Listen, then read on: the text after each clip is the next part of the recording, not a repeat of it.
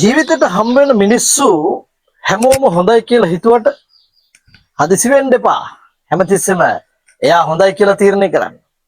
මොකද අවංක මිනිස්සු පෑනින් ලියවුවට කපටි මිනිස්සු කවදාවත් පෑනෙන් ලියන්නේ නැහැ. ලියන්නේ පැන්සලින්. මොකද අවශ්‍ය වෙලාවට මකලා දාන්න. එහෙම තමයි මිනිස්සු